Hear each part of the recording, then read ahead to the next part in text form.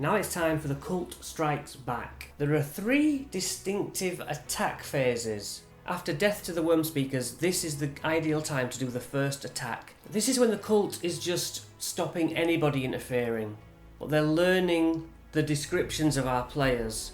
Word is out to look for these people. They've heard we are coming this way. It's a travel section. So while they're on the road, they are ambushed.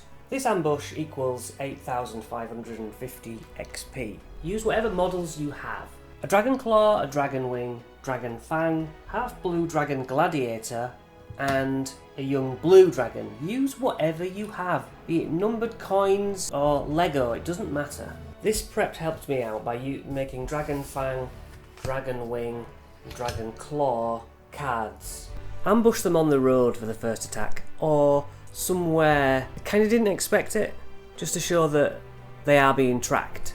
The second fight is the strongest. They brought monsters with them. The fight is worth 20,550 XP.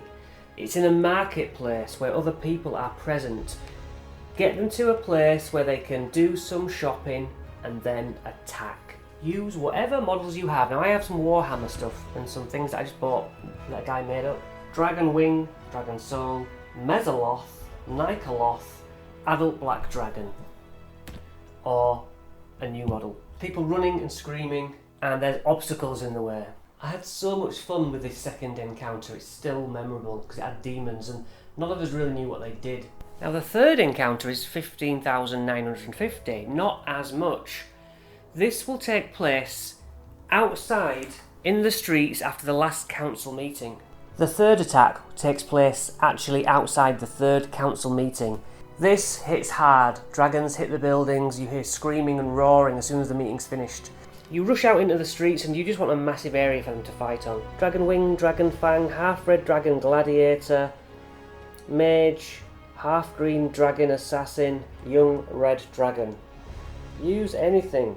I've been asked what maps I use. So this paper map is from the D&D tactical maps. These 2 fold out ones are low-key battle maps, towns and taverns.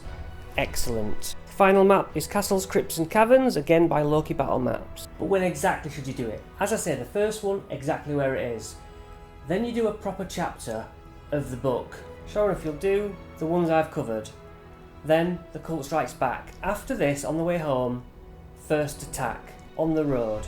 Remember that after these chapters now, they have to go back to the council, so on the way back they get first attacked on the road. So before Metallic Dragons, you're back at the council, because it's time for the third session. Follow up Nerenvain. And I would then start Metallic Dragons Arise, rather than do You've Already Done It. Up to you. But for me, I go back to the council, I am given Metallic Dragons Arise mission. When I've done that, they go to a marketplace. The marketplace is where they get attacked for the second time. Now you might still have the dragons to do, or you might not, or you might have another council mission, you might not. But we're just really talking about the attacks here. So the last attack, for me anyway, was after Zonthal's Tower. After Zonthal's Tower, they go back and have their last council meeting before episode 8. As soon as the council meeting finishes, dragons are attacking, everyone's screaming, they're attacking right at the heart of the city. Right on top of you, people can and should die. There are plenty of magical healers around for you to revive people. Kill them to show power. Revive them to show DM leniency.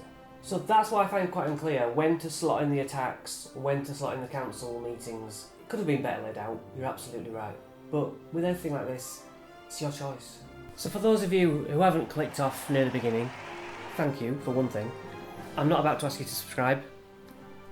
You know how to use YouTube. I want to show you the stats of these cards. Come around here.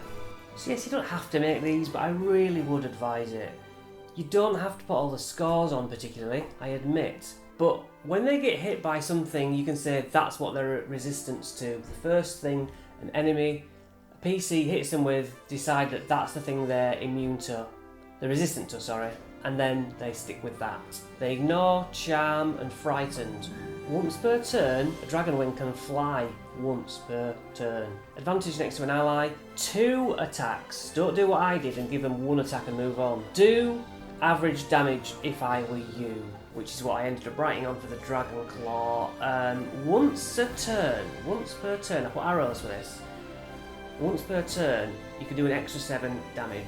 It's multi-attack, don't forget multi-attack, as I probably did. A scimitar does 6 damage every time, and then an extra 7 once per turn. Dragon Fangs, straight away what jumps out at me, it's multi-attack. It does an extra D10 once per turn. After doing, this does 6 damage and then 7 damage. You know what, without looking at the book, I don't remember what that is. You'll probably know better than I do without looking. Orb of Dragon Breath. It does 22 damage, plus 5 to attack, twice a day. That's the meaty stuff. Advantage if next to an ally. I mean, I hope this helps. I'm trying to help you. So you've got these dragon stats to look up at. Do their big move first, a big flashy breath weapon. Crush with the fist on the first one. Work your way back with the lesser attacks, and then try and get a big stomp at the end as well. The cultists want you wiped out. Explain that to them. Because from that third attack on, you're just gathering forces then for the final climactic battle at a volcano.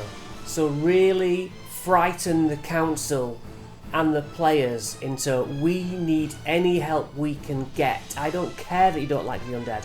I don't care that you don't like dwarves. We need everyone or we're all dead. I hope it helps. Thanks so much. I'll speak to you later.